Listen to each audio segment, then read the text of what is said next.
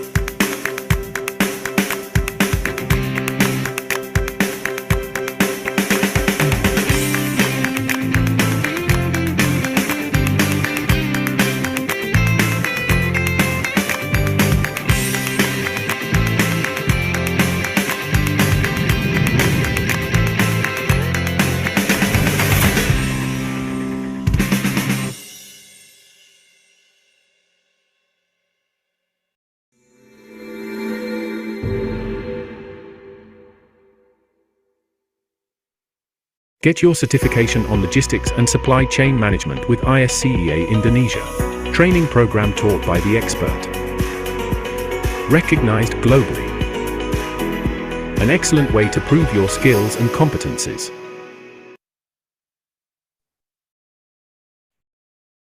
Ya, selamat siang Bapak Ibu semuanya. Kembali lagi di acara SCIS 2023 di sesi ketiga kali ini. Sebelumnya izinkan saya memperkenalkan diri. Saya Dio Bagus Pangestu dari Garuda Food, dan pada sesi kali ini saya akan memoderatori jalannya diskusi kita di hari ini. Untuk hari ini kita akan ada tiga sesi pembicara ya Bapak Ibu, yang nggak kalah keren dengan sesi sebelumnya, dengan topik yang sangat sayang untuk dilewatkan nanti ya. Tapi sebelum itu ada beberapa informasi terlebih dahulu yang kami sampaikan kepada Bapak Ibu semuanya.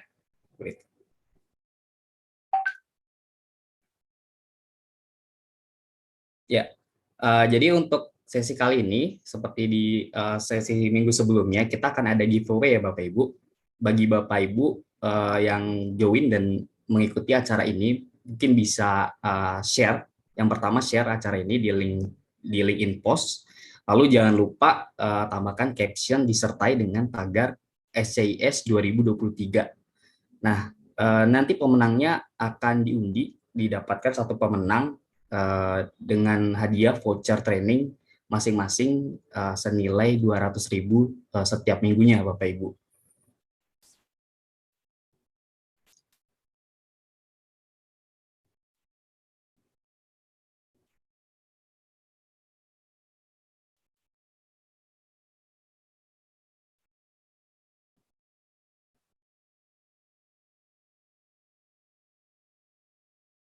Ya, sebelum saya mulai, mungkin saya perlu memperkenalkan terlebih dahulu terkait yang pertama, yaitu ASC. Jadi ASC ini ASC Indonesia merupakan penyedia jasa training dan sertifikasi pada bidang rantai pasok supply chain yang diakui secara internasional dan diotorisasi oleh ASC US yang berdiri sejak tahun 2019. ASC Indonesia memiliki 3 program sertifikasi, yaitu Certified Supply Chain Analyst atau CCA, Certified Professional in Logistic Management atau CPLM, dan Certified Supply Chain Manager. Pada tahun ini ASC Indonesia juga meluncurkan training dan sertifikasi baru, yaitu Certified Sustainable Supply Chain Professional atau CSCP, serta kegiatan penghargaan yaitu Indonesian Supply Chain Summit 2023. Nah, untuk SCIS sendiri yang sedang kita jalankan, yaitu Supply Chain Innovation Summit, adalah acara tahunan yang diselenggarakan oleh ASC Indonesia sebagai wadah diskusi terkait isu terkini pada bidang inovasi dan improvement project yang telah diselenggarakan dari tahun 2020, dan pada tahun 2022 kemarin SCIS telah melaksanakan kegiatan offline pertama kali Bapak Ibu. Pada tahun ini juga SCIS juga akan menyelenggarakan juga kegiatan yang dimana 9 sesi dengan 8 sesi online dan 1 sesi offline di Jakarta, Bapak Ibu. Nah, mungkin Bapak Ibu udah udah nggak sabar mungkin ya untuk mendengarkan materi-materi yang akan dibawakan oleh pembicara kita. Dan untuk pembicara pertama, mungkin kita bisa sapa terlebih dahulu ya untuk Bapak Derajat. Halo Pak Derajat Sudrajat. Selamat siang Pak, apa kabar? Siang, Mas Bagus. Selamat siang Bapak Ibu semuanya. Selamat ketemu di forum SCIS 2023. Oke. Terima kasih Pak Derajat. Mungkin sebelum dimulai, saya bacakan sekilas terlebih dahulu terkait background dari pemateri pertama kita ya Bapak Ibu. Jadi Pak Derajat ini dari tahun 1992 sampai 2017 aktif di 4 companies ya, berbagai macam companies, dari Aryo Setio Wijoyo Group, Samudra Indonesia Group, Global Putra International Group, dan ISKA Group. Baru di tahun 2000 ya sampai dengan sekarang Pak Derajat terjun ke dalam dunia education ya, sebagai lecturer di BINUS University dan full-time faculty member di BINUS University. Juga lumayan banyak publikasi internasional ya Pak Darjat, ada 38 papers dengan indeks Scopus seperti itu Bapak Ibu, cukup menarik ya. Dan topik yang akan dibawakan Pak Darjat pada materi hari ini yaitu berkaitan dengan improving the performance of logistic service companies through supply chain viability, a conceptual model. Untuk Pak Darjat, waktu kami persilakan Pak. Baik, terima kasih. Sebentar saya share. Sudah muncul ya, Mas Bagus? Ya, sudah Pak. Baik, terima kasih Pak Bagus sebagai moderator. Selamat siang Bapak Ibu, rekan-rekan supply chain profesional, khususnya ICA. Pada kesempatan siang hari ini, coba saya share menyangkut supply chain viability. Mohon maaf, ada sedikit perubahan dari judul yang awal kami ajukan, karena proses risetnya belum selesai, jadi coba pada kesempatan ini saya sharing mengenai konsep modelnya. Mungkin di tahun selanjutnya atau di forum yang lain saya sudah bisa share mengenai hasil riset mengenai supply chain viability ini. Jadi pada kesempatan siang hari ini, Bapak Ibu, rekan-rekan semua, coba saya share mengenai improving the performance of logistic service companies through supply chain viability, conceptual model.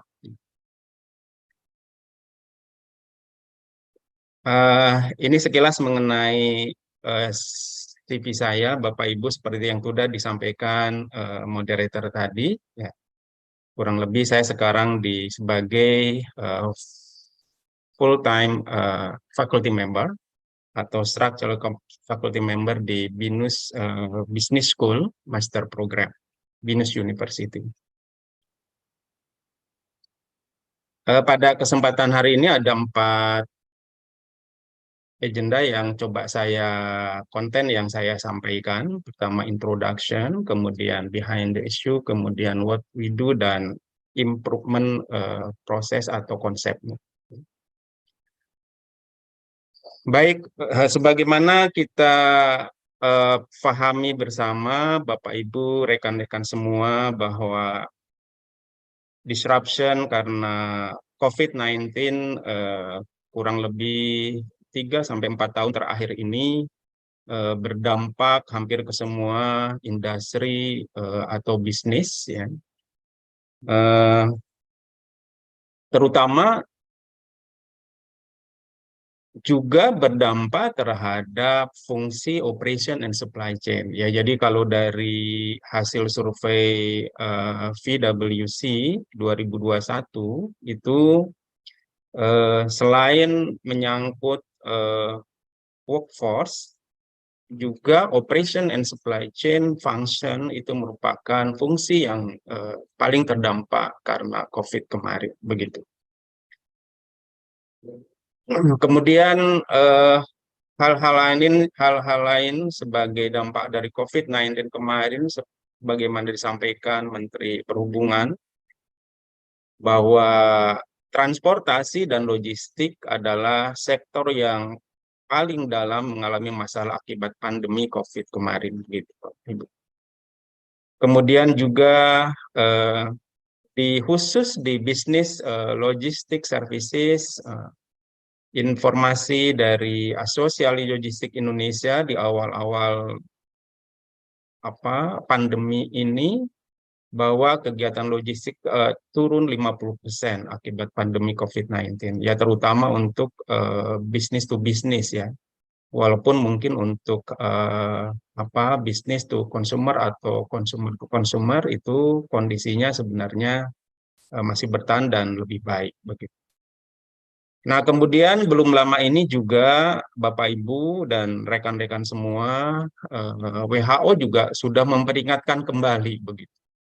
Jadi ada potensi pandemi kembali, ya, yang mungkin bahkan lebih dahsyat dari COVID-19, begitu.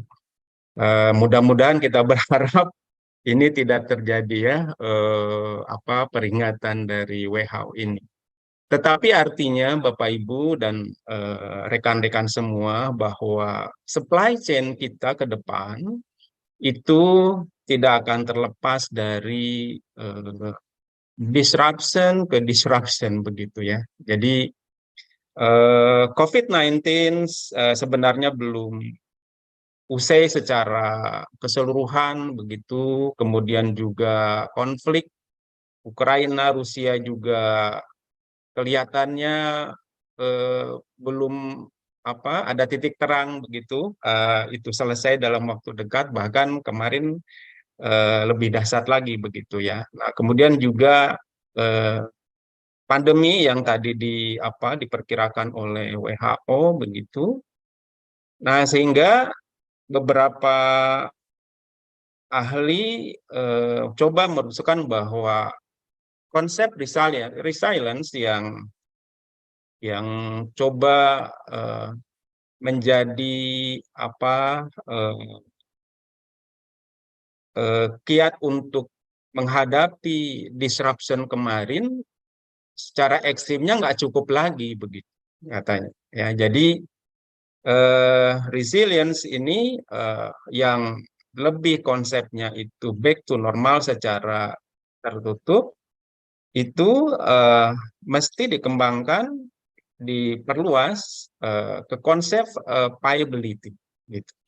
Jadi konsep viability yang diajukan beberapa pakar di supply chain terakhir ini adalah merupakan sebenarnya konsep perluasan dari resilience yang coba diajukan oleh para ahli supply chain di awal-awal disruption kemarin begitu.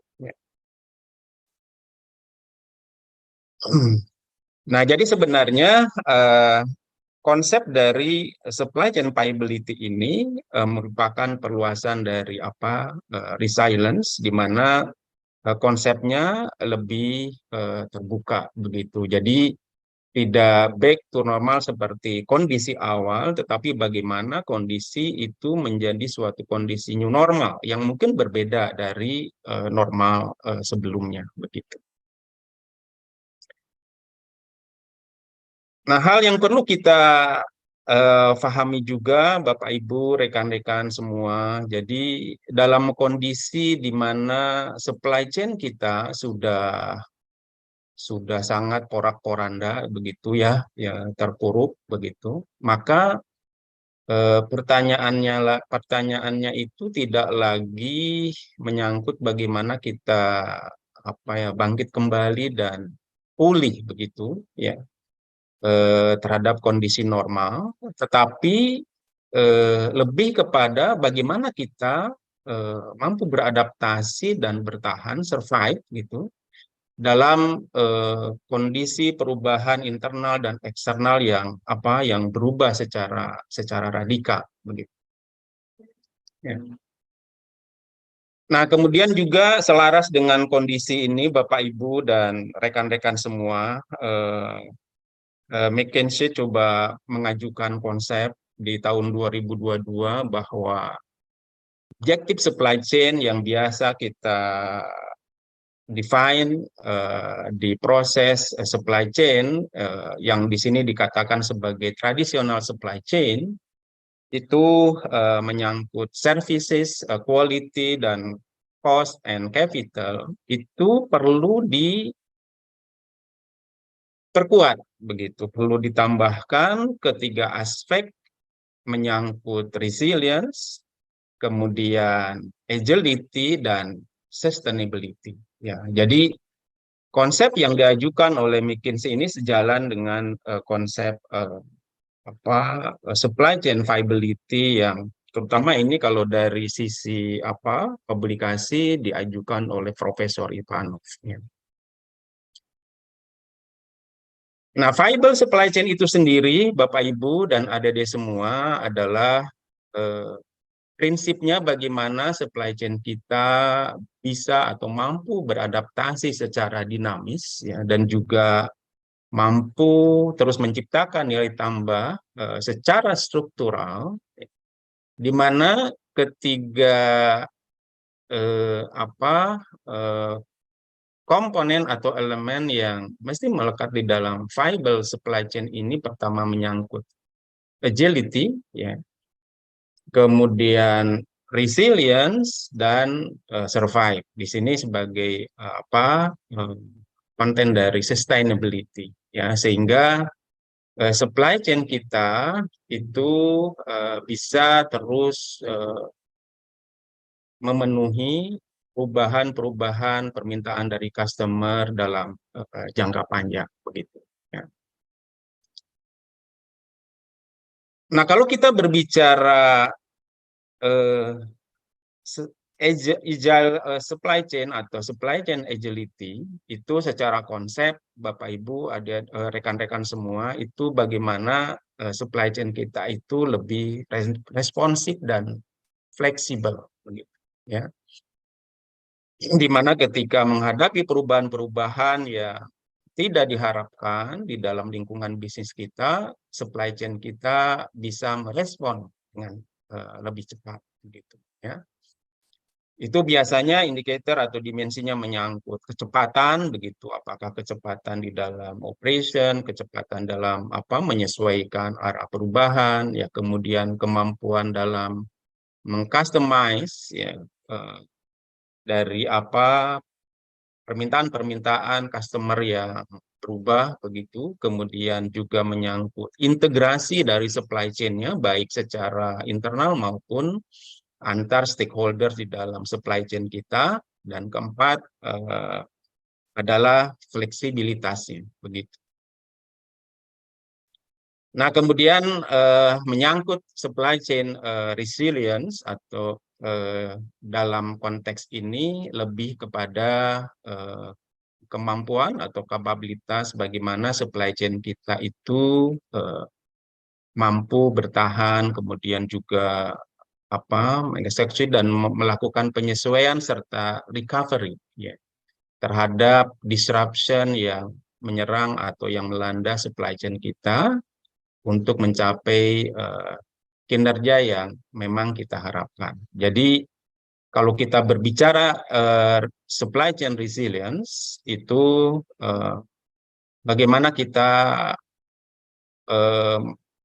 mengembangkan kemampuan untuk tetap bertahan dalam kondisi perubahan atau disruption yang melanda bisnis kita, begitu. Kemudian juga kemampuan untuk menghindar, avoidance. Jadi kalau misalnya kita bisa menghindar dari dari disruption itu, ya kita menyusun strategi untuk menghindar, gitu. Tetapi tentu saja kalau misalnya kita sudah terdampak, maka yang harus kita kembangkan itu menyangkut kemampuan kita untuk recovery, dan setelah itu kita coba mengembangkan kemampuan kita untuk mengantisipasi bagaimana disruption ini akan kita hadapi ke depannya. Nah, kemudian kalau berbicara supply chain sustainability, bagaimana perspektif supply chain kita coba mengintegrasikan aspek-aspek finansial, kemudian menyangkut lingkungan, ya, atau environmental dan people-nya atau social consideration di dalam proses supply chain kita, ya, sehingga biasanya kalau kita berbicara sustainability, basicnya adalah konsep triple bottom line, ya. Ada juga yang mengatakan itu people, profit, planet dan people, begitu, ya. Nah, kemudian ketiga komponen tadi menyangkut agility, resilience, kemudian sustainability, maka perlu dimoderasi dengan digital, ya, digital supply chain, sehingga koneksinya semakin meningkat dan juga informasi yang mengalir semakin lancar, cepat, gitu, akurat, ya, dan sebagainya. Sehingga kita dengan cepat bisa juga mengantisipasi atau memenuhi permintaan-permintaan tas dari customer kita yang terus berubah. Nah, di dalam digital supply chain, maka kemampuan digital development-nya, kemudian menyangkut synchronized planning-nya, ya, intelligent supply, smart factory, dynamic fulfillment, dan connected customer. Ini aspek-aspek yang perlu kita bangun untuk mendukung tiga hal tadi di dalam supply chain kita, begitu. Sehingga berdasarkan teori-teori yang berkembang, konsep-konsep yang berkembang tadi, maka untuk upaya improvement di dalam supply chain, khususnya di industri logistik services yang akan saya riset lebih lanjut, kira-kira konsep modelnya seperti ini. Bagaimana supply chain performance-nya itu di drive atau dipengaruhi oleh supply chain viability, di sini supply chain agility, supply chain resilient, dan supply chain sustainability, yang masing-masing perlu penguatan digitalisasi dalam supply chain, sehingga diharapkan terjadi perbaikan di dalam kinerja keseluruhan dari logistik service provider atau logistik service companies itu sendiri, begitu. Baik, mungkin itu saja yang coba saya sharing pada siang hari ini, Bapak Ibu dan rekan-rekan semua. Mudah-mudahan menjadi bahan diskusi dan bahasan lebih lanjut di antara kita, khususnya di para profesional supply chain. Barangkali nanti Bapak Ibu rekan-rekan perlu kontak saya lebih lanjut, silahkan. Ini kontak saya. Mungkin itu Pak Bagus sementara yang coba saya sharing. Terima kasih, selamat siang. Ya, terima kasih Pak Dajat atas waktu dan presentasinya Pak. Cukup menarik, tadi ada beberapa poin baru yang bisa didapatkan seperti itu. Dan mungkin langsung saja ya, sebelum kita memulai ke sesi selanjutnya, karena kita akan coba habiskan 3 dari sesi pembicara. Mungkin untuk Bapak Ibu yang ada pertanyaan bisa disampaikan di kolom komentar terlebih dahulu ya Bapak Ibu, nanti akan dijelaskan oleh para pembicara kita pada saat sesi Q&A dengan format yang sudah disampaikan oleh tim di kolom komentar seperti itu. Dan untuk sesi pembicara selanjutnya kita sambut dari Pak Heru Pribadi. Selamat siang Pak Heru. Selamat siang Pak Dio. Ya, siang Pak Heru. Wah, udah bersemangat sepertinya. Oke, Bapak Ibu, sebelum kita beri waktu Pak Heru untuk memberikan materi, mungkin sekilas dari Pak Heru. Jadi Pak Heru ini mempunyai banyak pengalaman ya, 33 tahun berpengalaman di industri manufaktur, distribusi, supply chain, bisnis strategi, dan bisnis development. Dan juga punya pengalaman yang cukup mendalam di industri FMCG, kosmetik, beverage, food retail, dan food market of horticulture produk.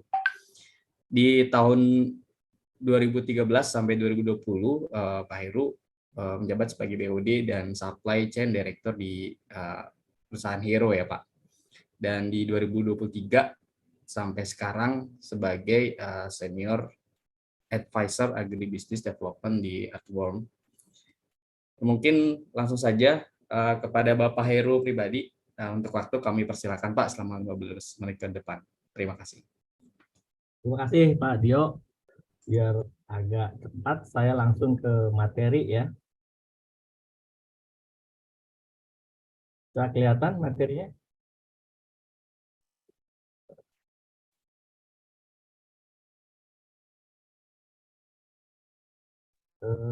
Masih belum terlihat Pak untuk PPT-nya.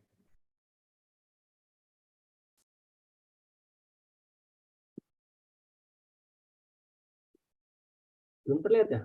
Sudah, saya coba lagi.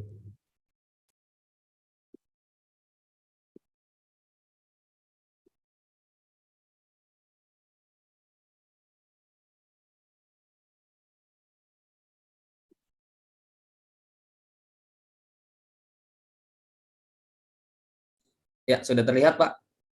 untuk materinya.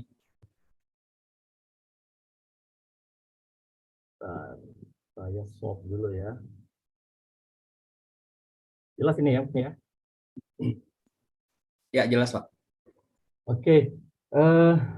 Terima kasih Pak Dio. Untuk session Supply Chain Innovation Summit 2023 ini, saya ingin memberikan sebuah, bukan case study kali ya, bisnis analisis gitu, yang salah satunya saya sampaikan untuk sebuah yayasan NGO yang fokusnya di daerah Riau. Jadi saya membuat route to market dari petani langsung ke konsumen. Dalam hal ini customer-nya adalah lapak yang dibeli oleh konsumen gitu. Nah, ini review ini saya sampaikan ke mereka karena pada waktu si NGO itu mereka fokusnya adalah konservasi hutan gitu. Nah, predator hutan itu kan adalah manusia. Nah, agar manusia itu tidak ke hutan, jadi mereka di-create sebuah kegiatan dalam hal berproduksi produk-produk pertanian. Nah, salah satu challenge-nya akan adalah bagaimana masuk ke pasar gitu. Nah, ini yang saya lakukan di Riau saat ini. Ini saya sudah disampaikan sama Pak Dio barusan. Jadi sebelum mulai saya review dulu bahwa apa sih Riau gitu. Sebelumnya tuh sebagai supply chain, saya tuh nggak begitu suka Riau karena supply-nya itu rumit gitu. Ditembak ke lewat Medan juga turun ke bawahnya mahal ke Riau. Dikirim dari darat juga mahal gitu karena backhaul-nya truknya nggak ada gitu. Tapi ketika saya masuk ke Riau, ternyata profilnya menarik loh. PDB-nya itu adalah 5 terbesar se-Indonesia. Jadi bayangkan. Aduh, mohon maaf, bisa di full screen Pak? Belum ke full screen itu. Belum full screen ya? Iya. Itu udah full screen sebenarnya. Iya, tampilannya masih yang tombol slide Yang PPT gitu. Saya swap gitu, gimana sekarang? Iya, kalau kayak gini Ya, sudah Pak. Pak.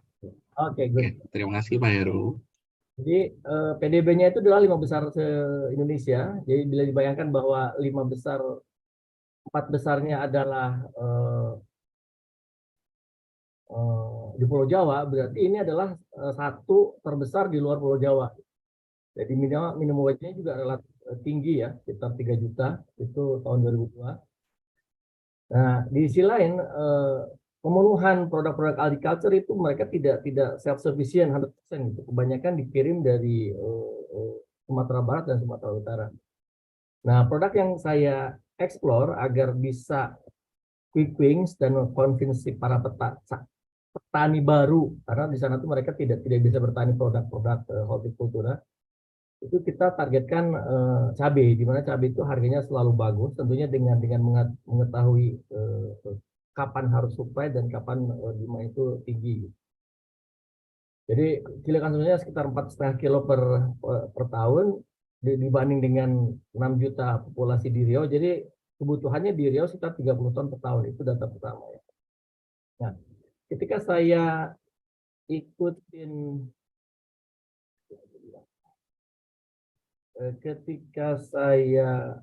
tracking di mana pasarnya, itu dari pasar ada terbentuk 3 pasar jadi produk itu. Mohon maaf Pak Heru, mungkin untuk soalnya bisa ditingkatkan lagi ya Pak. Suaranya ya? Iya betul. Nah ini udah better Pak. Nah jadi ada pasar induknya. Kalau di Jakarta itu adalah pasar Kramat Jati, di sana tuh disebutnya pasar akap karena lokasinya di belakang terminal bis antar kota antar provinsi. Nah, secondary-nya itu kalau misalnya di sini kayak pasar kalau di Tangerang itu pasar Tanah Tinggi gitu. Nah, itu sebutnya pasar Kodim, di mana ini pertemuan antara grosir dan juga petani langsung ke sini. Dan yang ketiga adalah pasar disebut katakanlah pasar sore, salah satu atau pasar Uku itu adalah pasar yang berhubungan langsung dengan konsumen. Jadi konsumen beli sehari ke sana sebanyak 10 gram, setengah kilo, 4 kilo gitu. Nah, ketika saya tanya ke mereka bilang bahwa barang ini datangnya dari, waktu itu saya mapping ini untuk produk-produk quality ya, terutama cabai dan bawang. itu barang itu datangnya katanya dari Medan dan Sumatera Barat. Ketika saya ikutin jalur Sumatera Utara itu suplainya datang dari Pasar Induk Medan, Pasar Lauci. Nah, Pasar Lauci sendiri itu datangnya ternyata dari Brastagi.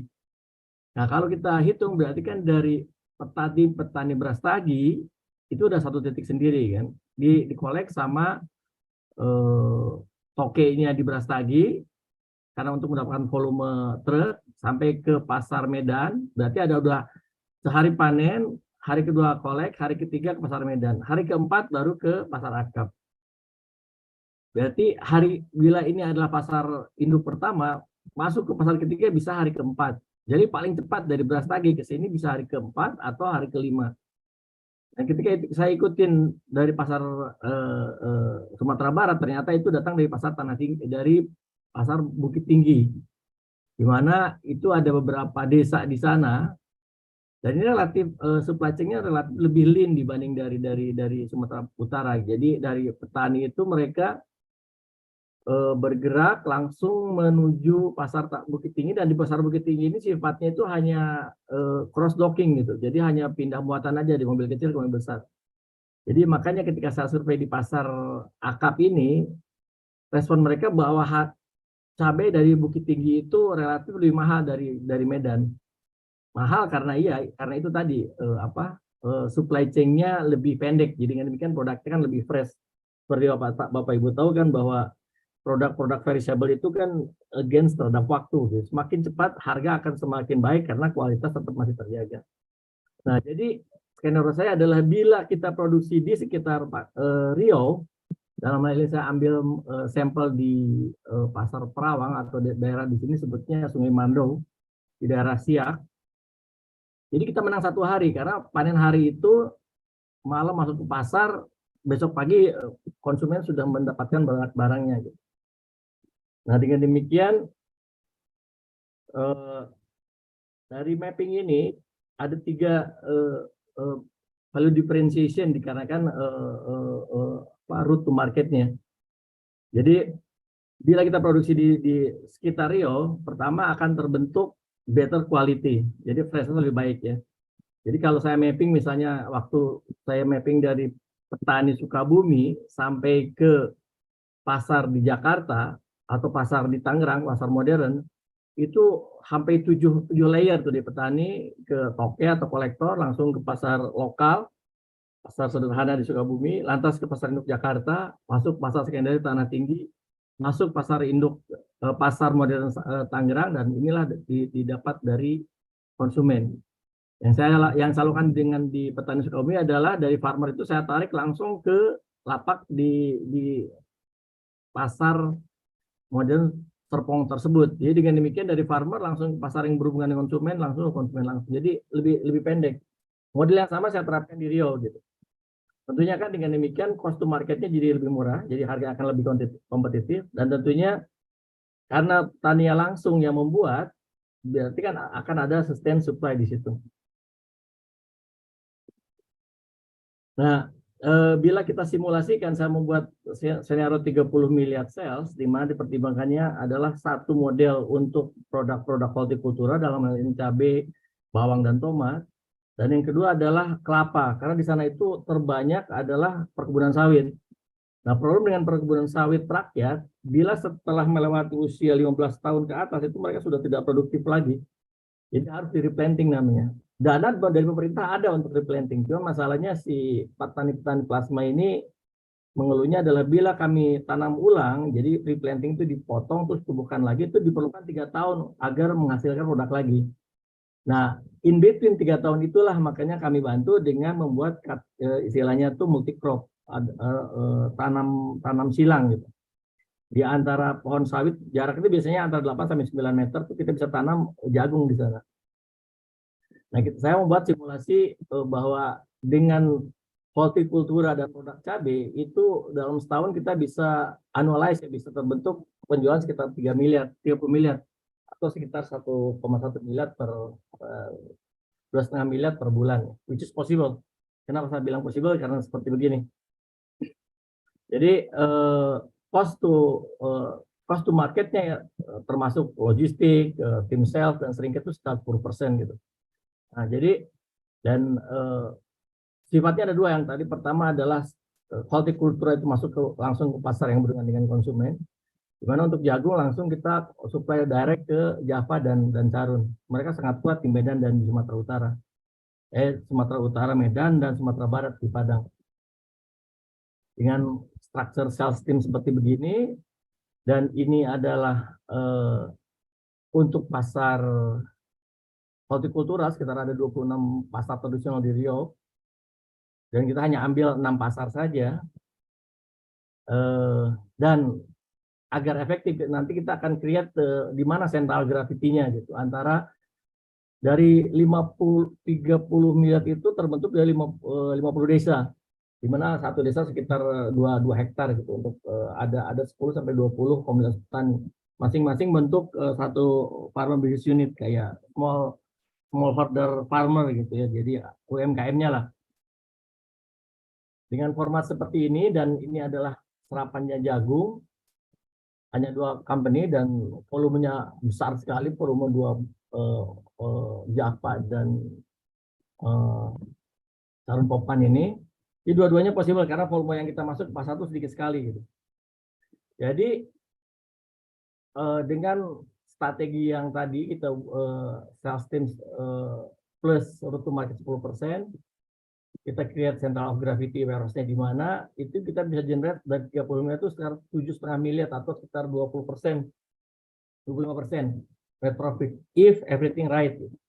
Dengan asumsi seperti begini, dan asumsi harga ini adalah asumsi harga di pasar induk Jabodetabek. Tapi ternyata di pasar induk Riau ini bahkan lebih tinggi harganya. Karena itu tadi, karena supply-nya harus di 2 titik dan relatif supply-nya itu tidak banyak. Kalau di Jabodetabek kan supply kadang lebih tinggi dari demand, yang menyebabkan kenapa harga cabai itu berfluktuasi antara kadang-kadang 60.000, 40.000 rata-rata sampai ke harga 8.000 di bawah HPP. HPP itu cabai biasanya sekitar 14.000. Dengan produktivitas cabai dan jagung itu 10 dan 4, dan ini bukan angka yang tinggi karena ini normal volume di Jawa. Nah, tentunya ada banyak challenge, misalnya dan biasanya challenge terjadi pertama adalah seperti biasa quality issue karena hortikultura, jadi ada hama, tanah yang belum siap, fluktuasi harga, dan fluktuasi harga sebenarnya kita udah tangani dengan membentuk pola supply itu harus mengikuti pola demand. Jadi ketika harga tinggi misalnya setelah Lebaran itu jangan panen dulu karena pasti harga jatuh, karena apa? Karena supply lebih banyak tuh. Kompetitor sebenarnya nggak terlalu besar seperti yang saya sampaikan tadi, bahwa kompetitornya itu datang dari 2 provinsi yang cukup jauh. Nah, yang usia terbesar adalah di productivity issue, karena lahan itu masih lahan virgin, jadi walaupun dirawat tidak dengan skillnya petani Jawa, jadi ada masalah di output per hektarnya. Nah, itu tentunya kan semuanya tentang change management ya, social issue. Mereka biasanya ke hutan, nyuri kayu, tinggal dijual. Ini harus tanam setiap hari, bangun lebih subuh. Misalnya kalau bawang tuh kalau malamnya hujan, berarti sebelum matahari muncul tuh si tanaman bawang harus disiram dan sebagainya. Nah, jadi ya keywordnya adalah saya coba keep it simple ya, bahwa mereka hanya memproduksi barang yang diserap sama pasar gitu. Misalnya mereka waktu itu memproduksi melon, sangat bahagia melihat buah-buah melon, tapi ke pasarnya kan tidak sebesar itu. Yang terjadi adalah di drive sama si toke-toke itu. Jadi ketika kita buat produk yang memang disukai pasar, sebenarnya pasar nggak masalah untuk menyerap. Demikian Pak Ahok presentasi saya. That's kurang lebih what we do in Riau dalam hal membuat route to market, mengenalkan produk pertanian pertama untuk petani, kedua mengendorse petani langsung ke pasar. Peran saya di sana lebih kepada mengenalkan how to do the business properly dan how to grab the market. Jadi problem petani kebanyakan baik di Jawa atau di Riau yang saya lihat adalah bagian menjual, dan dengan format begini sebenarnya petani sudah convince. Sekarang challenge-nya kembali lagi itu ke output per hektarnya yang harus mereka perbaiki. Jadi saat ini saya undang petani-petani expert dari Jawa untuk datang ke sana dan memberikan pelatihan-pelatihan. Demikian Pak Ahok. Terima kasih. Bila ada yang ingin bertanya, silakan. Ini nomor telepon saya, ini email saya. feel free to contact. Terima kasih. Assalamualaikum warahmatullahi wabarakatuh. Ya, waalaikumsalam warahmatullahi wabarakatuh. Terima kasih atas presentasinya Pak Heru.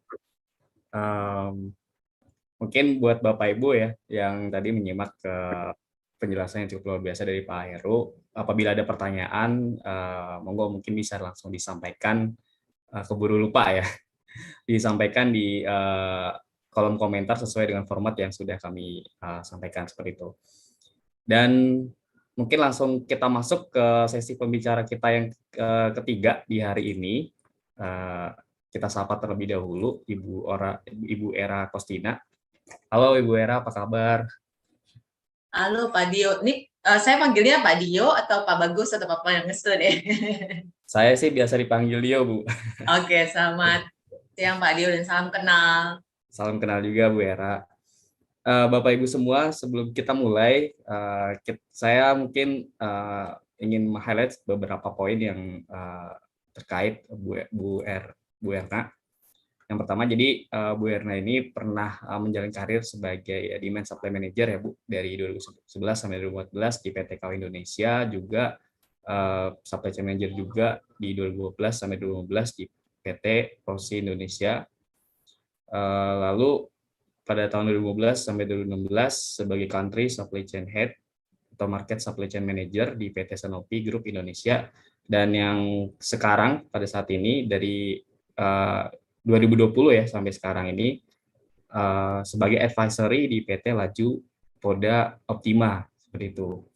Dan untuk materi pada kali ini yang akan dibawakan oleh Bu Erna terkait Sustainable Supply Chain Drives Innovation and Improvement. Mungkin untuk Bu Erna, waktu kami persilahkan, Bu. Terima kasih Pak Dio. Oke, saya coba share slide saya ya.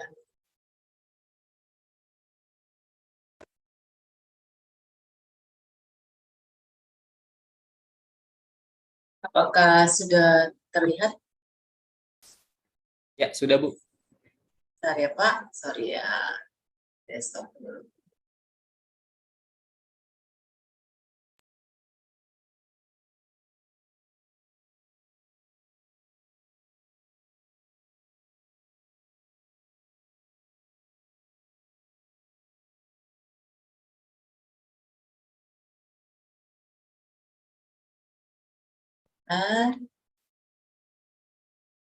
Next dulu ya. Seperti ada kendala. Mohon menunggu ya Bapak dan Ibu.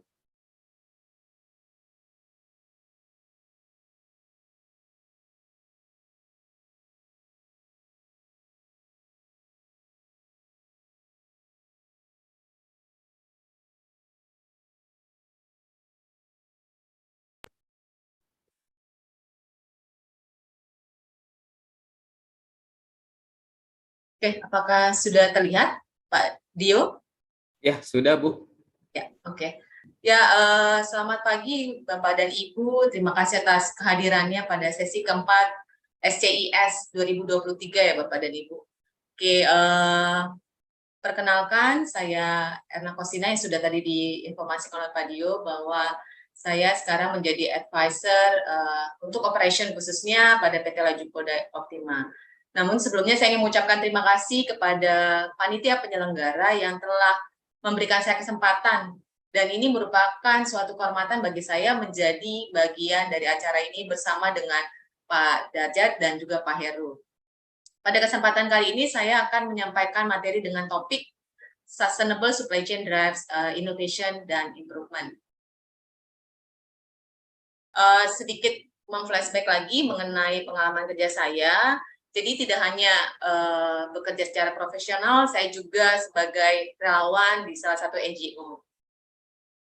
Oke, supply chain seperti yang kita ketahui bersama memiliki banyak definisi, dan kali ini pada sesi ini saya akan meng-highlight bahwa supply chain itu adalah network dari individu, kemudian organisasi, kemudian sumber daya, aktivitas, dan teknologi yang terkait dengan produk dan juga penjualan. Kemudian pada tahun 2022, Ernst & Young melakukan survei dan merilis fakta mengenai supply chain. Dan menurut saya ini fakta yang menarik ya Bapak dan Ibu, di mana diketahui bahwa 80% dari dampak yang diberikan oleh suatu perusahaan terhadap lingkungan ternyata berasal dari supply chain mereka. Kemudian 50% sampai 70% operating cost suatu perusahaan itu didominasi oleh supply chain, mulai dari penyediaan material, kemudian manufacturing, kemudian transportasi, dan juga warehousing mereka. Sedikit mengulang kembali apa yang sudah disampaikan oleh Pak Derajat tadi ya, bahwa strategi fokus area di supply chain mengalami perkembangan atau involvement ya. Bahkan ada beberapa di artikel saya membaca bahwa menjadi lebih kompleks ternyata. Tidak hanya pada fokus di service, quality, cost, dan capital, tapi juga resilience, agility, dan yang terakhir yang akan saya sampaikan mengenai sustainability. Nah, sebelum melanjutkan ke slide berikutnya, saya ingin mengajak Bapak dan Ibu untuk menyaksikan video yang menarik menurut saya mengenai sustainability supply chain di PT Unilever Indonesia. Mari kita saksikan bersama.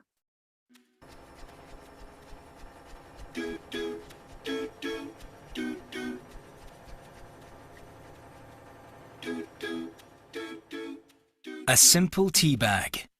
Every year, consumers use millions of them. All of Unilever's products, including tea bags, go on a journey before and after they are enjoyed by our consumers. We call this the value chain. It works like this. First, we get the raw materials. Then we make them into a product and deliver it to a shop. Then our consumers buy it, use it, and eventually throw it away. But each step in the value chain also has an impact on the environment. Here at Unilever, we want to reduce that impact and grow our business at the same time. The value chain lets us see where our biggest impacts are, so that we can focus our efforts. So for example, Unilever's hundreds of factories only add up to 3% of our total greenhouse gas footprint. Around 26% of our impact comes from suppliers when they produce raw materials, and around 68% comes from the millions of consumers when they enjoy our products. So, most of Unilever's impacts aren't our problem, right? Wrong. We want to reduce the impact of our products before they enter and after they have left our factories. We work as a team with our suppliers, customers, and our consumers to reduce the impact of our products. We have ambitious plans to grow our business, but growth at any cost is not an option. We want to work to help consumers enjoy our products and cut the environmental impact at the same time. Every day, thousands of suppliers help us make our products, and 2 billion people use them. The maths is pretty simple. If we get ourselves, each of our suppliers, customers, and consumers to be a little more sustainable, these small actions will add up to a big difference. A really, really big difference.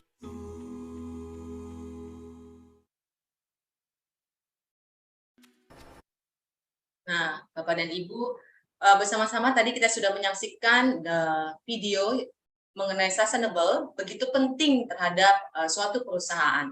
Hal ini juga didukung dari hasil survei yang dilakukan oleh Inspirex Management Consulting Services, di mana para respondennya itu menyatakan bahwa lebih dari 70% mereka mengkonfirmasikan sustainable itu begitu penting pada suatu perusahaan, bahkan menjadi strategi fokus mereka dan menjadi top priority bisa dikatakan. Dan kita bisa lihat di sini 9% itu menyatakan bahwa report sustainability-nya bisa menjadi kekuatan dari suatu perusahaan.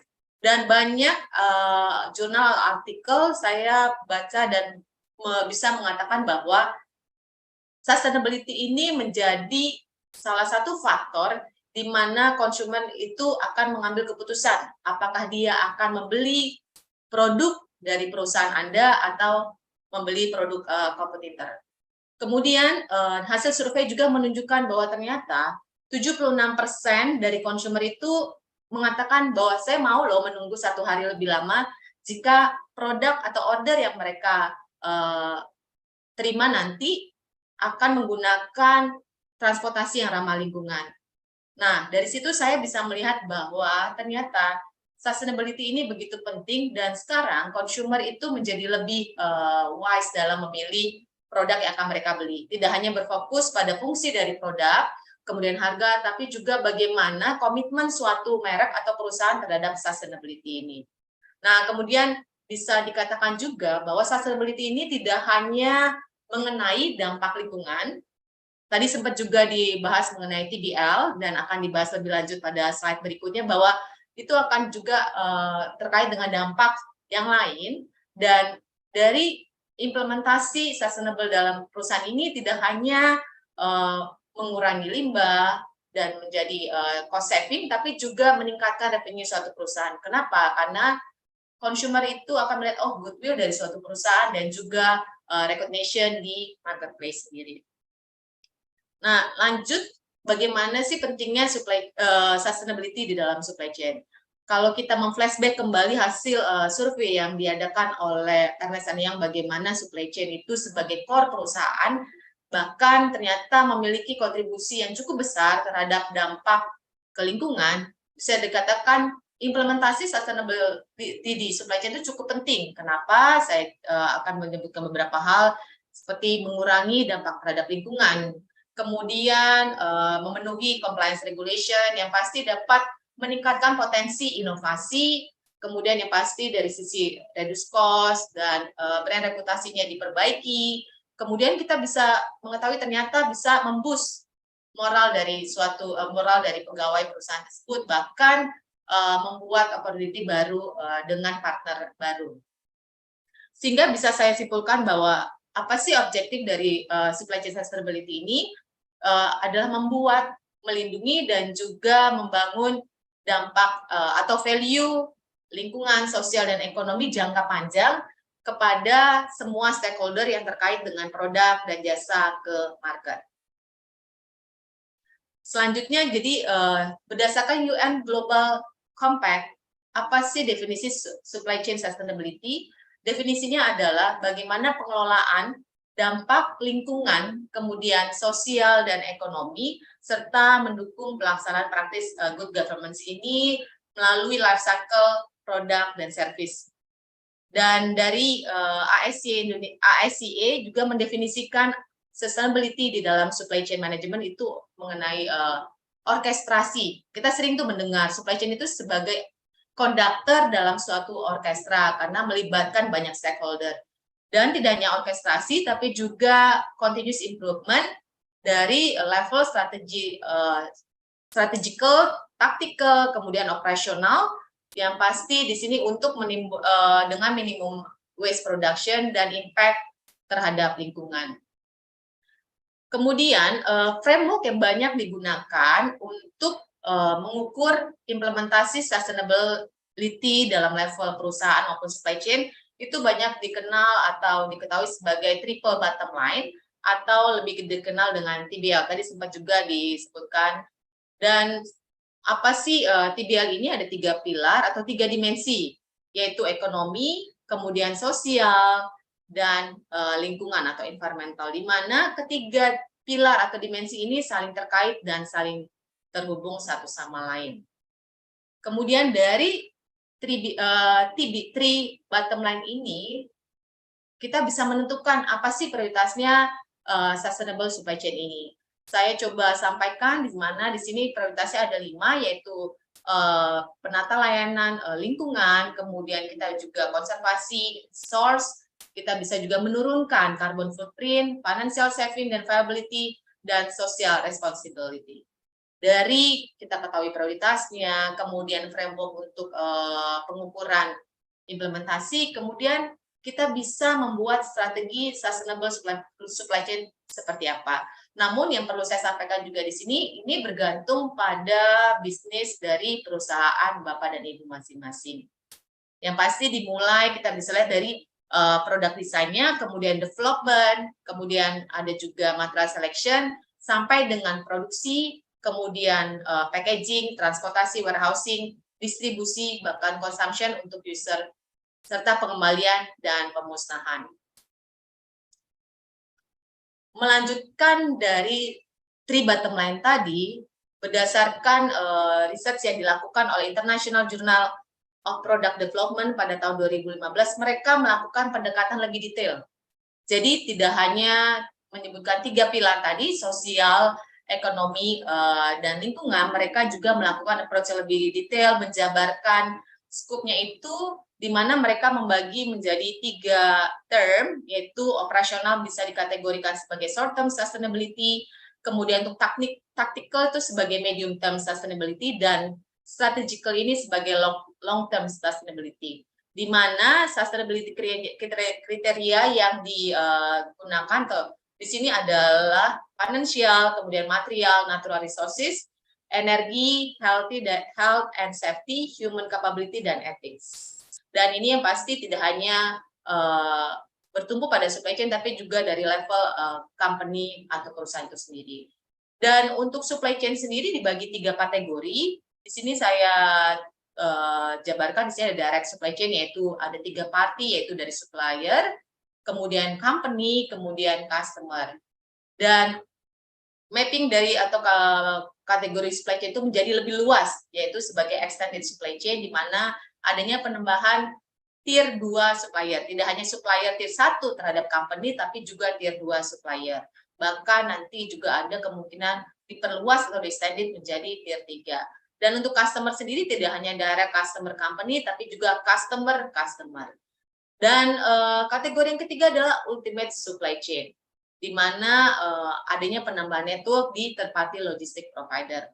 Dan untuk kesempatan kali ini saya akan menyampaikan mengenai case study atau juga dari segi review jurnal mengenai kategori supplier dengan company. Saya akan menyampaikan bahwa sustainable supply chain dan supplier dengan benefit reduce cost dan environmental impact ini menggunakan 6 langkah atau 6 step. Apa saja? Yang pasti pertama kita adalah memappingkan dulu supply chain proses di perusahaan Bapak dan Ibu yang fit ke organisasi, karena memang tidak bisa disamakan suatu organisasi, suatu perusahaan itu supply chain prosesnya pasti sama dengan perusahaan yang lain. Jadi harus mapping dulu. Kemudian langkah yang kedua melakukan assessment dari proses supply chain itu, mana sih yang memang memiliki dampak yang cukup besar berdasarkan tadi ya framework-nya. Dan untuk kali ini saya akan saya menyampaikan mengenai dampak atau kolaborasi dengan supplier. Kemudian yang ketiga adalah yang pasti kita butuh kolaborasi dengan supplier. Kolaborasi seperti apa? Yang pasti pertama kita mengetahui dulu proses yang dilakukan di supplier dalam proses produksi mereka untuk memproduksi material ataupun produk yang akan dikirimkan ke perusahaan Anda. Nah, mengetahui atau memahami proses dari supplier, kemudian kita mengumpulkan data nih. Dan mengetahui isu apa saja yang terjadi pada setiap proses, terutama yang terkait dengan sustainable supply chain atau supply-nya. Seperti misalkan oil limbahnya seperti apa, energi yang digunakan seperti apa, dan bagaimana dengan tenaga kerja atau labor-nya sendiri. Kemudian mohon maaf Bu Erna, mungkin ya. nanti saya bisa lebih dimanfaatkan lagi Bu. Oke, siap. Ya, terima kasih Pak atas informasinya. Kemudian langkah keempat adalah meng-create atau mengupdate dokumen proses. Kemudian kita juga jangan lupa nih, sudah buat prosesnya, jangan lupa di create record-nya juga.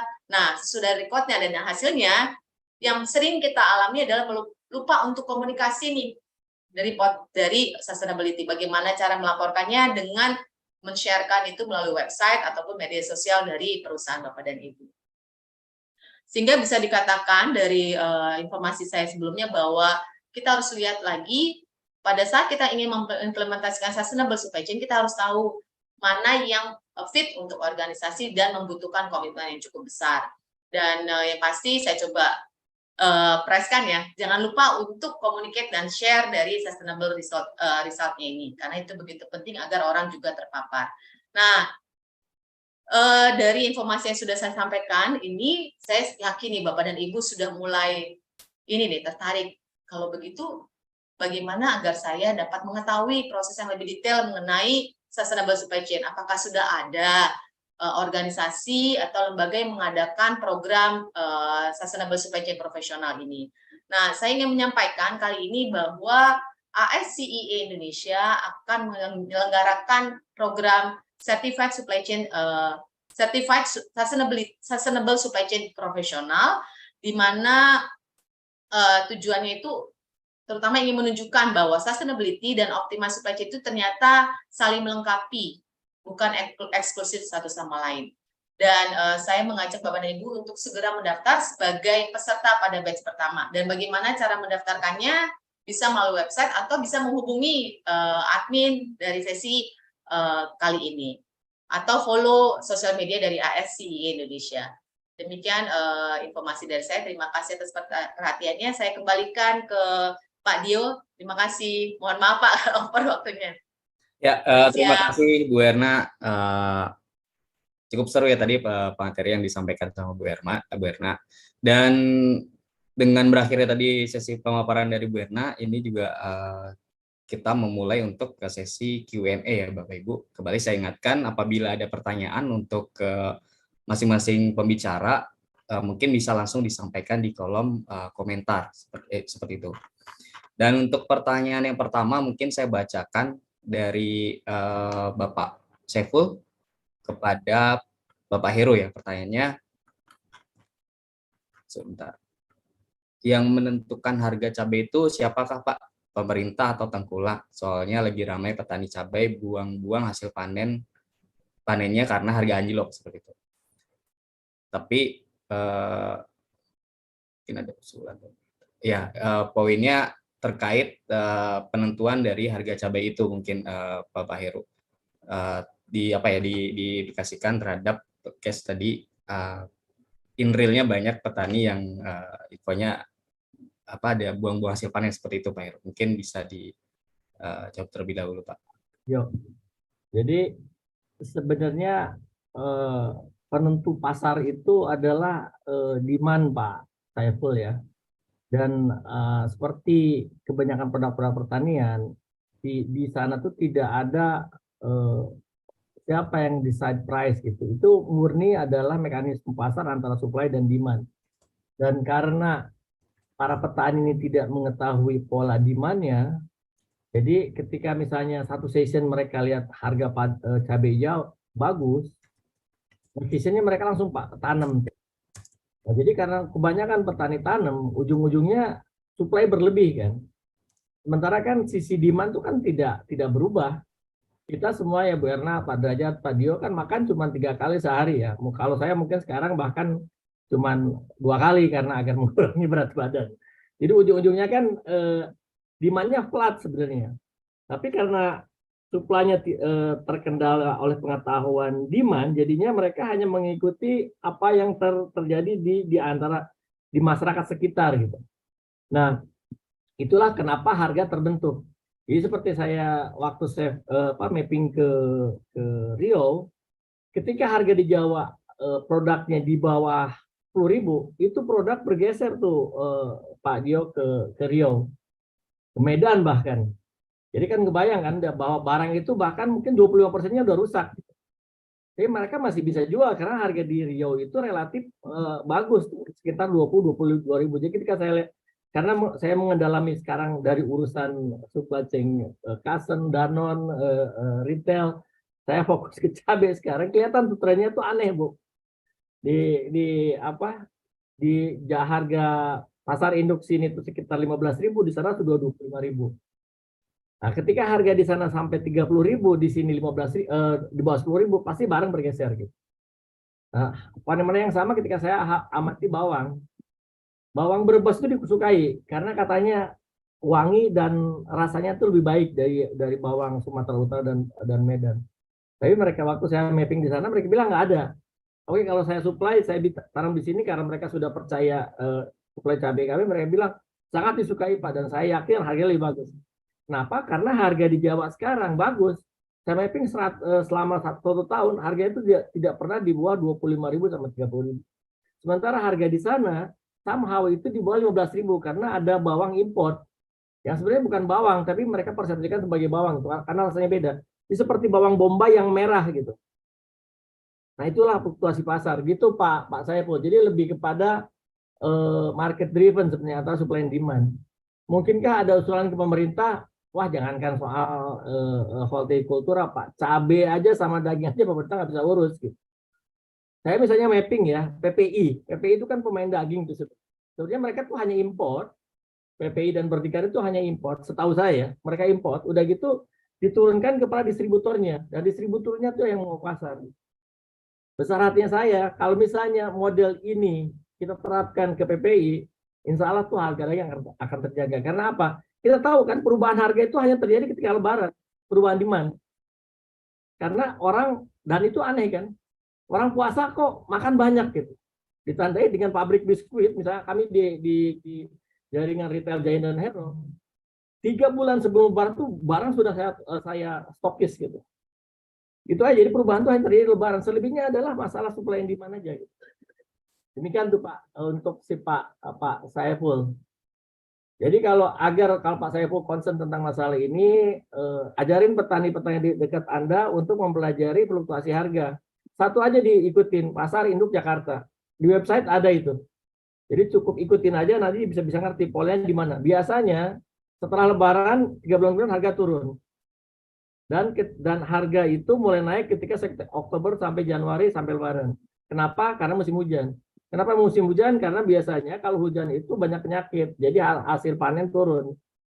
Untuk petani yang jago tanam, misalnya yang punya apalagi hidroponik, yang pertanian tertutup, hasil panennya akan bagus. Jadi tamrolnya itu aja Pak. Kalau ingin harga bagus, panenlah di bulan November sampai Januari. You will have better price. Mereka bilang di sana tuh bahwa kalau harga bagus saya bisa beli mobil Pak. Ketika harga jatuh mobil saya jual lagi. Begitu. Itu Pak Dio. Baik, terima kasih Pak Heru. Semoga menjawab ya Pak Saiful. Tadi langsung dikasih tips and triknya dari Pak Heru terkait penentuan harga seperti itu ya Pak. Ya, mungkin untuk pertanyaan selanjutnya disampaikan dari Bu Anisya untuk Bu Erna. Pertanyaannya adalah untuk kriteria sustainability ethic case study step-nya bagaimana ya Bu? Mungkin lebih ke implementasi seperti itu ya Bu. Silakan Bu Erna, terima kasih. Ya, terima kasih Pak Dio. Dari Bu Anisya ya Pak? Ya betul Bu Anisya. Bu Anisya, ya terima kasih atas pertanyaan Bu Anisya. Memang menarik ya. Jadi salah satu kriteria sustainability itu adalah etik. Nah, dari artikel yang saya juga pelajari bahwa untuk etik ini sebenarnya adalah pelaksanaan atau implementasi dari level company ya Pak, Bu, sorry, di mana dia akan berkolaborasi dengan top management, misalnya HR juga. Bagaimana etik itu kan terkait dengan bagaimana pegawai di-treat, kemudian tidak hanya untuk sisi supply chain juga ya, tapi bagaimana di semua departemen seperti itu. Jadi skopnya memang cukup luas kalau etik ini, tidak hanya dari sisi supply chain ya, tapi juga dari company level. Jadi menurut saya masing-masing company itu harus berkolaborasi dengan manajemen dan juga HR, terutama pada saat pembuatan bisa dikatakan SOP-nya ataupun peraturan yang terkait dengan para pekerja. Karena nanti akan memboost moral pekerja sih, seperti itu. Terima kasih. Ya, terima kasih Bu Erna. Singkat, padat, dan jelas ya. Semoga menjawab pertanyaan dari Bu Anisya seperti itu. Dan untuk selanjutnya pertanyaan untuk Pak Darjat. Mungkin dari saya ada satu ini nih Pak, satu hal yang ingin saya tanyakan juga kepada Darjat. Jadi terkait poin-poin yang disampaikan oleh Pak Darjat ada 3 poin yang terkait viable supply chain itu yang menurut saya itu baru buat saya. Dan terkait 3 poin turunannya itu ketika memang ada perubahan-perubahan di supply chain, itu bagaimana kita sebagai industri, terutama FMCG, melakukan mitigasi dan implementasi terhadap poin tersebut itu seperti apa Pak? Karena kan sering ya terjadi perubahan. Contoh case-nya yang kemarin aja perubahan kenaikan BBM, nah itu lumayan heboh gitu. Terima kasih. Mungkin Pak Dadet. Baik, terima kasih Pak Dio. Jadi Salah satu biasanya yang menjadi perhatian di dalam perubahan yang terjadi itu terutama seperti yang memang tipikalnya disruption, itu data historis nggak bisa dipakai lagi istilahnya ya. Jadi karena kan kondisi seperti COVID kemarin, eh, hampir semua, mungkin semua bisnis ya baru mengalaminya gitu. Dan forecast yang bersifat data historis mungkin ya berantakan begitu ya. Bagaimana dia sudah memforecast misalnya setahun atau 2 tahun ke depan begitu, tetapi kondisinya tiba-tiba berubah. Nah, sehingga perusahaan-perusahaan biasanya di dalam bagaimana membangun agility, resilient, dan sustainability, salah satu aspek yang penting itu forecast ya. Bagaimana bisa memperkirakan kira-kira bagaimana kita itu memproduksi kembali untuk selanjutnya. Informasi-informasi yang kita kumpulkan gitu dari berbagai pihak, bahkan sistem yang mungkin kita perlu terapkan ya untuk mengadap gitu proses forecast tadi, karena kan dari sisi forecast itu nanti rentetannya banyak. Begitu forecastnya, rencana produksi, rencana operation kita berlebih atau berkurang, itu kan dampaknya banyak ya terhadap kinerja supply chain kita. Sehingga salah satu upaya yang dilakukan, yang mendapat perhatian di dalam kondisi disruption ini adalah bagaimana kita mampu membuat planning, memforecast sebaik mungkin begitulah ya. Jadi tentu saja teknologi-teknologi termasuk teknologi-teknologi yang kita terapkan di dalam supply chain, salah satunya diarahkan terhadap kemampuan kita di dalam memperkirakan kira-kira permintaan customer itu ke depan seperti apa gitu. Kemudian yang kedua juga kemampuan di operationnya gitu ya. Di operationnya juga sama kan, baik yang tiba-tiba permintaannya melonjak atau tiba-tiba yang permintaannya menurun, itu kan perlu di-adjust gitu ya. Jadi contoh misalnya yang tadinya permintaannya sedikit tiba-tiba banyak, kan kapasitasnya tiba-tiba mesti disesuaikan. Contoh misalnya kemarin dari disruption kemarin yang mengalami itu di services itu kan di e-commerce ya, marketplace itu kan kondisinya boleh dikatakan permintaannya melonjak untuk deliver online shoppingnya gitu, yang untuk B2C atau C2C polanya. Tetapi sebaliknya kalau yang di sisi business to business yang menghandle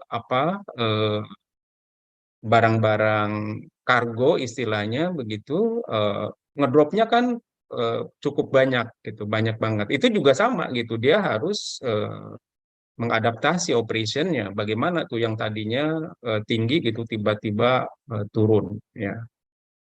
Mungkin itu barangkali Mas Dio. Iya, terima kasih Pak Dajat atas penjelasannya. Ya, Bapak Ibu semua, ini sebetulnya masih banyak ya pertanyaan di kolom komentar, tapi saya sampaikan apabila nanti waktunya tidak cukup, kita akan akomodir, nanti ada sesi jawabannya di LinkedIn ICEA Indonesia seperti itu, Bapak Ibu. Mungkin kita tambah satu lagi pertanyaan untuk Pak Heru dari Pak Putugiri ya Pak. Ini cukup panjang sepertinya, rentetan pertanyaan Pak. Jadi berdasarkan paparan dari petani sampai end user, dapat melalui 6-7 tahapan tadi. Mengacu pada usulan perbaikan, dilakukan pemotongan tahapan supply chain dari 6-7 menjadi 3 simpul, yaitu petani, lapak mikro, dan end user. Pertanyaannya, yang pertama, apakah terjadi perubahan peran kolektor, pedagang di pasar lokal, pasar induk, pasar sekunderi yang menjadi hilang? Yang kedua, apakah aliran yang dibentuk terdiri dari farmer, lapak mikro, dan end user adalah supply chain khusus dari perusahaan yang Bapak tangani? Terus yang ketiga, berapakah volume supply untuk aliran produk yang terdiri atas 3 faktor tadi dibandingkan dengan volume supply pada aliran produk yang melibatkan 6-7 aktor. Seperti itu mungkin Pak Heru, dipersilakan. Baik Pak Dio, terima kasih nih Pak Putu, pertanyaannya bagus sekali.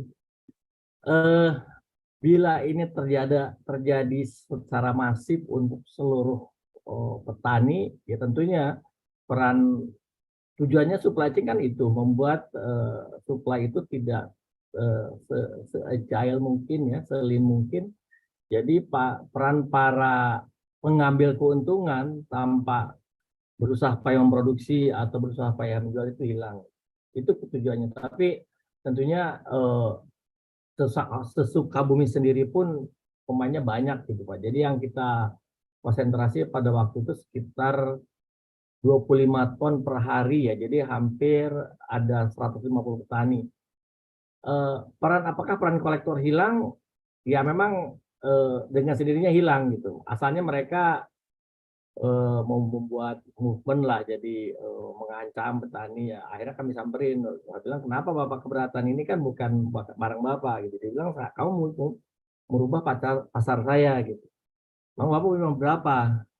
Saya tiap hari supply 2 ton, ya sudah kami serap. Karena volume kami sudah besar kan itu tidak mengganggu. Jadi prinsipnya kami terapkan ke tim kami adalah kolaborasi Pak. Jadi bila ada kolektor terganggu, kita datangnya, kita ngajak ngobrol. Gitu. Yang jelas kalau mau bantu ya kami bantu jual, tapi yang jelas Bapak tidak bisa mengambil keuntungan dari petani tanpa Bapak swapaya. Bila Bapak Ibu ke pasar ya, Bapak ke desa Pak, dan bayangkan aja, misalnya atau bahkan lihat aja setiap rumah yang bagus, ditanya itu bukan petani biasanya, itu adalah kolektor. Karena kolektor ini lebih pintar dari bank, Bapak Ibu. Jadi kalau misalnya orang itu pinjam dan panennya rusak, bank kan memberikan fuso. Mereka enggak. Kalau hasil modelnya dipinjam sama petani rusak atau barang itu dia nggak mau tahu. Gitu. Jadi memang itu harus kita eliminir. Pertanyaan kedua, apakah aliran dibentuk dari ini supply chain usia? Memang saya sengaja membentuk format ini dalam rangka memutus aliran supply atau membuat value chain lebih baik gitu Pak, langsung dari produsen ke konsumen. Itu sebenarnya untuk company kan normal kan, tapi karena petani Indonesia itu kekurangan modalnya, tidak dapat volumenya, jadi akhirnya ya terjebak di antara pokoknya mereka bangun tidur menanam gitu. Apakah hasilnya baik atau tidak itu urusan kedua. Jadi memang ada terkendala masalah modal dan masalah volume. Itu menjawab juga pertanyaan ketiga. Berapakah volume? Minimal Bapak harus punya volume untuk 1 truk berjalan dari petani itu langsung ke pasar. Itu bisa dibentuk. Nah, pasar yang kami maksud ini adalah pasar-pasar retail yang jadi model bisnis waktu saya di Custom dan Danone saya terapkan. Jadi kita mendekati para pedagang pasar, kita kenalkan produk kami, kita kasih tahu produk kita, dan terus kami mengukur berapa kemampuan mereka jual. Kalau mereka jualnya kuatnya 1 kilo, misalnya saya supply 1 kilo. Mereka optimis, kita kasih 1,5 kilo. Dengan jaminan bahwa bila tidak terjual, kami tarik balik, kita ganti dengan yang lebih fresh. Ya tentunya karena jaminan itu kan untuk membuat si pedagang confident bahwa kita yakin kita akan ngasih. Dan mereka tidak ada jaminan harus kita kasih mereka bayar ya. Key-nya di situ adalah tim sales yang kita bentuk ada 3 kaki. Yang taking order, yang kirim sama ambil uang itu harus yang berbeda. Kalau yang ngirim orang yang sama, yang ambil order orang yang sama, ambil uang juga orang yang sama, itulah di mana sales itu hilang. Jadi memang harus ada hati-hati di sana. Model salesnya kami terapkan model FMCG, supply chain-nya ya supply chain yang lean yang kita terapkan. Kurang lebih begitu Pak Dio. Pak Utuh mungkin puas ya, kalau nggak puas ya silakan di Japri atau di forum nanti di ISIA. Siap, terima kasih Pak Heru. Saja Begitu saya Pak Putu. Pak, Pak, karena supply chain kan panjang ini. Dan banyak ininya. Kalau ada pertanyaan lebih lanjut ini ya Pak, bisa hubungi kontak tadi ya Pak ya, Iya, disampaikan. juga aja kita bisa berkolaborasi. Ya, Bapak Ibu, ini seperti kita bisa tambah satu pertanyaan lagi nih, mungkin untuk Bu Erna kali ya dari Pak Fahim. Ini pertanyaan cukup singkat. Apakah perusahaan yang bergerak di bidang transportasi membutuhkan sustainable supply chain juga, Bu? Mungkin alasannya juga kenapa gitu perlu. Ya, silakan Bu terima Erna. kasih Pak Dio. Ya, pertanyaan bagus. Memang sebenarnya kenapa sih transportasi butuh juga? Jadi kalau saya coba flashback lagi dari beberapa jurnal itu menyebutkan bahwa yang tadi berdasarkan survei ya, bahwa 76% tuh customer dia itu mau menunggu jika mereka tahu nih bahwa transportasinya itu ramah lingkungan. Jadi bisa kita lihat betapa informasi bahwa si transporter itu sudah sustain terutama untuk ramah lingkungan itu begitu penting ya Pak. Jadi memang itu menariknya bahwa sustainability itu atau sustainable supply chain itu tidak hanya berlaku untuk misalnya FMCG saja ya, tapi semua industri. Nah, untuk lebih tahu secara detail bagaimana proses atau implementasinya ya, silakan Bapak bergabung ke program Sustainable Supply Chain Program yang diadakan oleh ASEA bulan ini sih Pak, seperti itu. Pasti butuh, karena tapi bukan untuk yang short term saja ya, untuk long term. Nah, perlunya ada edukasi, kerjasama dengan pemerintah juga mengendorse ini loh, pentingnya transporter yang sudah implement ramah lingkungan, seperti itu Pak. Terima kasih. Ya, terima kasih Bu Erna. Semoga menjawab pertanyaan atas Pak Fahmi tadi. Dan seperti yang saya sampaikan sebelumnya, ini masih ada beberapa pertanyaan, tapi karena kita ada keterbatasan waktu, Bapak Ibu, nanti akan kita akomodir pertanyaannya ya, nanti dijelaskan pada saat di akun LinkedIn ISIA Indonesia seperti itu. Dan untuk sesi Q&A pada kali ini mungkin bisa kita akhiri. Terima kasih atas penjelasan dan jawaban dari masing-masing speaker kita yang luar biasa, untuk Bu Erna, Pak Heru, dan Pak Darjat. Terima kasih juga atas waktunya. Ya.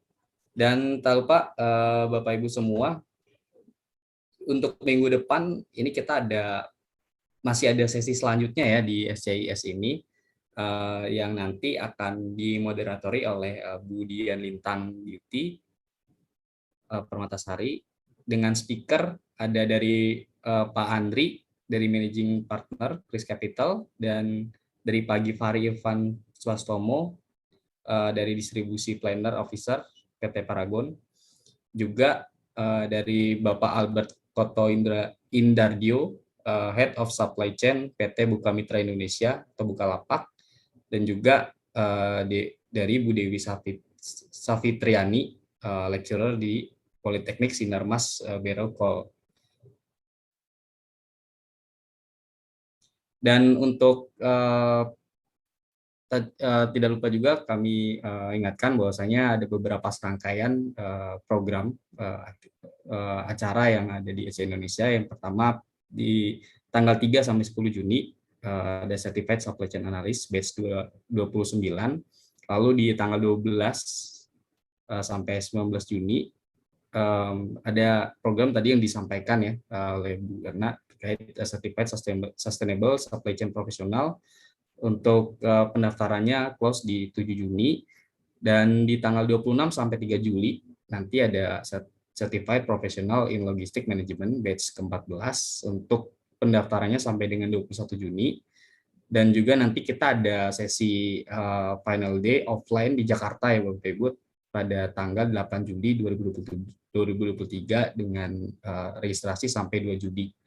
Lalu nanti ditunggu bakal ada Certified Supply Chain Manager batch ke-15. Dan mungkin ada tambahan ya dari Bu Safa, mungkin dipersilakan. Ya, terima kasih banyak Pak Dio. Selamat siang Bapak dan Ibu. Perkenalkan saya Safa dari Isya Indonesia. Jadi di sini saya izin masuk sebentar untuk menjelaskan tentang program CSSCP yang tadi sudah disebutkan oleh Bu Erna. Nah, jadi CSSCP ini Certified Sustainability Supply Chain Professional dan kami akan mengadakan program ini dari tanggal 12 sampai tanggal 19 Juni 2023 dengan batas pendaftaran 7 Juni. Jadi waktu batas pendaftarannya tinggal 4 hari lagi. Nah, adapun fasilitas yang didapatkan dari CSSCP ini adalah panduan belajar, buku materi, latihan soal, akses rekaman video pembelajaran, dan juga ujian sertifikasi. Persyaratan untuk mengikuti CSSCP ini adalah sudah memiliki pengetahuan dasar tentang supply chain dan sustainability dan diperuntukkan entry level bagi Bapak Ibu yang sudah memiliki pengalaman kerja. Jadi walaupun punya pengalaman kerja di bawah 2 tahun, itu bisa untuk ikut CSSCP. Untuk pendaftarannya bisa dilakukan di isyaindonesia.com/link. Kemudian nanti bisa klik di bagian class registration, lalu pilih CSSCP form. Kemudian Bapak Ibu bisa mengisi data menggunakan data yang valid, termasuk email, nomor telepon, dan alamat. Kemudian untuk informasi pembayarannya akan dikirimkan ke email. Jadi nanti untuk pembayarannya bisa dilakukan melalui link pembayaran dan bukan transfer melalui nomor rekening, seperti itu. Adapun silabusnya secara garis besar ada Sustainable Supply Chain and Circularity, Sustainable Supply Chain Planning, Sourcing and Procurement, Sustainable Supply Chain Operation and Technology, seperti itu. Jika Bapak Ibu punya pertanyaan lebih lanjut, bisa menghubungi kontak yang tertera 0851 9521 7009. Itu nanti juga nomor kantor saya, seperti itu. Atau Bapak dan Ibu juga bisa buka di web kami, Isya Indonesia, nanti di pojok kanan bawah ada tanda WhatsApp gitu, nanti bisa diklik, itu bisa langsung menuju ke WhatsApp admin di sini. Itu. Mungkin itu saja informasi yang dapat saya sampaikan. Terima kasih banyak Pak Dio. Waktu dan tempat saya persilahkan ke Pak Dio kembali. Ya, terima kasih atas tambahan informasinya dari Bu Safa. Dan Bapak Ibu juga, tak lupa kami ingatkan di tanggal 8 Juli nanti ya, ada closing event dari SCIS di Jakarta. Dengan pre-sale tiket bisa Bapak Ibu dapatkan di website isyaindonesia.com. Dan ini kita ada terbatas ya tiketnya Bapak Ibu. Jadi untuk Bapak Ibu yang berminat mungkin segera lakukan check out di website yang terlampir dan akan mendapatkan additional 6 poin PDU seperti itu.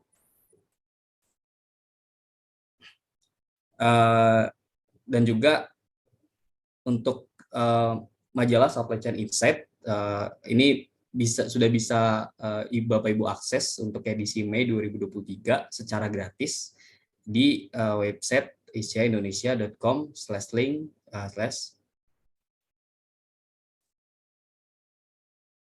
ya. Untuk lancar acara hari ini kita disponsori oleh beberapa sponsor, yaitu dari Wear6, Slipstocks, Petrokimia Gresik, dan Semen Indonesia Gresik, seperti itu. Ya, untuk acara SCIS edisi sesi ketiga kali ini berakhir sudah, dan terima kasih atas partisipasi Bapak Ibu semua partisipan dan juga Bapak Ibu speaker. Dari saya undur diri, mohon maaf apabila terdapat kesalahan selama sesi ini. Terima kasih Bapak Ibu semua. Baik, terima kasih. Selamat siang semuanya. Selamat siang. Terima kasih, selamat siang, semuanya sehat selalu. Terima kasih, selamat siang.